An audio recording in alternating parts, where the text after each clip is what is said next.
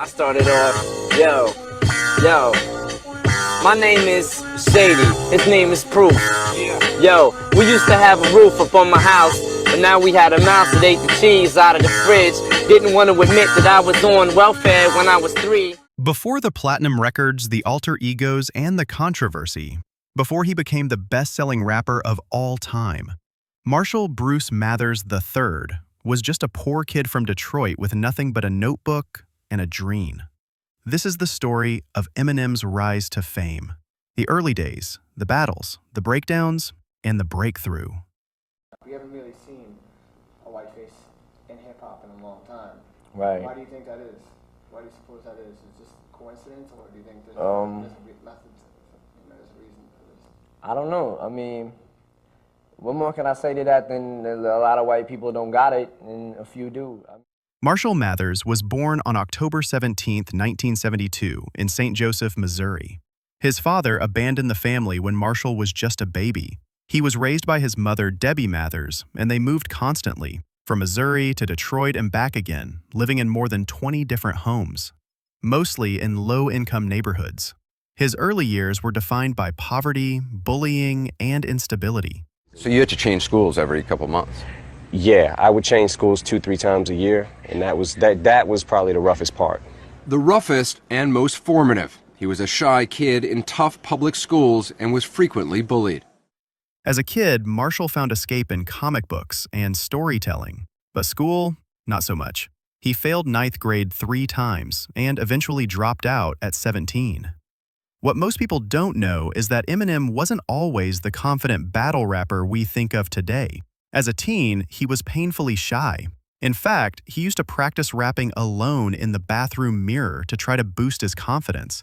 His uncle Ronnie played a huge role in his musical inspiration. Ronnie introduced him to Ice-T, LL Cool J, and NWA. Yeah, my Uncle Ronnie started liking rap before I did, and then he kind of introduced me to it. Tragically, Ronnie died by suicide in 1991, and Eminem has called that one of the most traumatic moments of his life. In the early 90s, Eminem started making a name for himself in Detroit's underground rap scene. He'd enter open mic nights at clubs like the Hip Hop Shop, where the crowd was brutal. The fact that he was a white rapper made it even harder to be taken seriously, but he stood out. His wordplay, rhyme schemes, and fast delivery caught people off guard. During this time, he worked a series of odd jobs: line cook, washing dishes, even being a factory worker, to support his girlfriend Kim and their newborn daughter Haley. He lived in rundown houses and trailer parks. He was really broke. In 1996, he dropped his first full-length album, Infinite. It sold maybe 1,000 copies. Critics said he sounded too much like Nas. Eminem was crushed. But instead of quitting, he reinvented himself. Out of frustration, Eminem created an alter ego, Slim Shady, a violent, sarcastic, unfiltered version of himself that would say all the things Marshall couldn't. In 1997, he released the Slim Shady EP, which was dark, raw, and completely different. It caught the attention of the underground and, eventually, someone else, Dr. Dre. It was actually Dean Geislinger, an intern at Interscope Records, who passed the tape up the chain. Dre listened and said, "Find him, now." When Dre met Eminem, it took less than 30 seconds for him to decide to work with him. He later said, "I didn't care what color he was. I just knew I liked what he was doing." Met a retarded kid named Greg with a wooden leg. Snatched it off and beat him over the head with the peg. Go to bed with the keg. Wake up with the 40. Mix it with Alka-Seltzer and Formula 4040. In 1999, Eminem released the Slim Shady LP. Hi, my name is. Hi, my name is. Who? My name is. It was a cultural bombshell, violent, hilarious, and lyrically untouchable. It went triple platinum and won him a Grammy. But fame came fast and hard. Eminem was suddenly the most talked about rapper in the world, and not always in a good way. Parents, politicians, and activists accused him of glorifying violence, misogyny, and homophobia. What made him different was that he leaned into the criticism. He made it part of his persona. But behind the scenes, things were unraveling. Recently divorced from Eminem for the second time, Kim Mathers sat down exclusively with 2020. Eminem was in a toxic relationship with Kim, struggling to be a father to Haley, and constantly battling depression and substance abuse. One of the most controversial and painful parts of Eminem's rise was his public feud with his mother, Debbie. In songs like My Name Is and Cleaning Out My Closet, Eminem accused her of drug abuse, emotional manipulation, and neglect.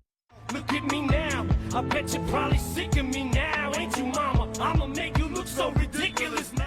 He claimed she exaggerated illnesses for sympathy and used pills irresponsibly.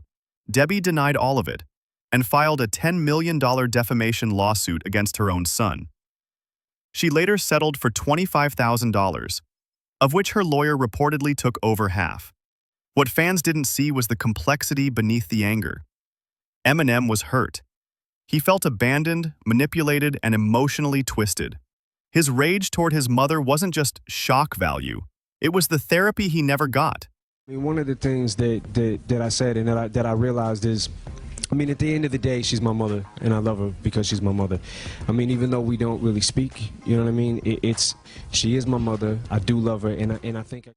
Years later in the song Headlights, he publicly apologized and admitted regret for how harshly he had portrayed her. But at the time, the feud made headlines and became part of his image. Raw, brutal honesty, no matter who it hurt. In 2000, he dropped the Marshall Mathers LP.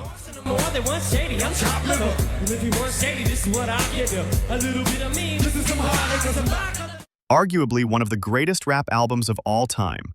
It broke records, selling 1.76 million copies in its first week. Here's something few know. Eminem recorded most of the album in just 2 weeks. He was in a creative zone, writing lyrics on the spot and laying down full tracks in a single take. His producer, the Bass Brothers, say they'd never seen anyone work that fast with that level of precision.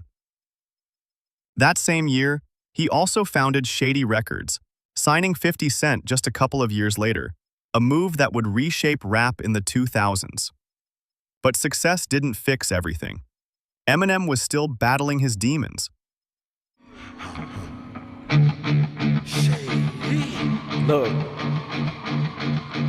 if you had one shot or one opportunity. In 2002, Eminem told his story on the big screen, 8 Mile. What made 8 Mile powerful was its authenticity. Eminem didn't just act. He lived the story.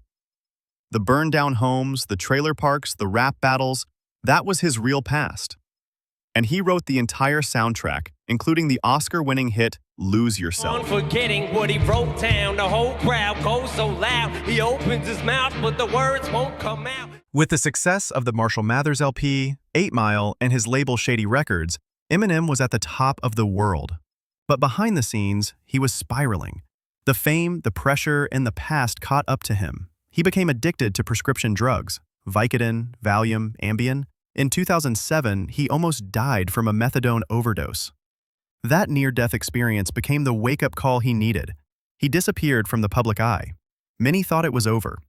But in 2009, Eminem came back with Relapse, and a year later, Recovery, a more sober, reflective project. With tracks like Not Afraid and Love the Way You Lie, he opened up about addiction, pain, fatherhood, and loss. He was no longer just Slim Shady. He was Marshall Mathers again. Can't tell you what it really is. I can only tell you what it feels like. And right now it's a still night in my windpipe. Eminem's story isn't just about fame or controversy. It's about resilience, about turning trauma into art, about rising from trailer parks and battle raps to Grammys and Oscars, about never giving up, no matter how many times the world tells you to. Thanks for watching. If you like this video, hit that like button and subscribe for more stories behind your favorite artists. Drop a comment. Who should we cover next?